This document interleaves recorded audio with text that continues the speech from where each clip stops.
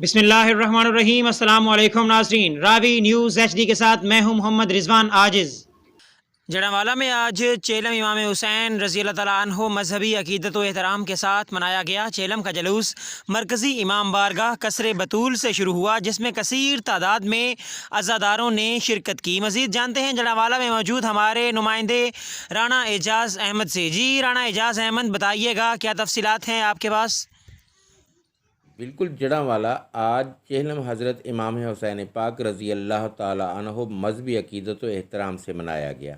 चेहलम का जुलूस मरकज़ी इमाम बारगाह कसर बतूल से शुरू हुआ, जिसमें कसीर तादाद में अफराद ने शिरकत की।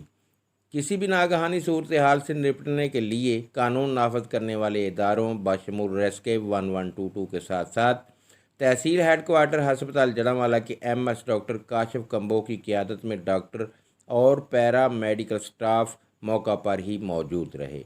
मुख्तलिफ मकामात पर जंजीर जनी से ज़ख्मी अज़ादारों को मौका पर ही तिब्बी इमदाद फराहम की गई, जबकि 10 से ज़ायद अज़ादारों को तहसील हेडक्वार्टर हस्पताल जड़ांवाला भी मुंतकिल किया गया, जहां डॉक्टर्स और पैरामेडिकल स्टाफ ने तिब्बी इमदाद दी।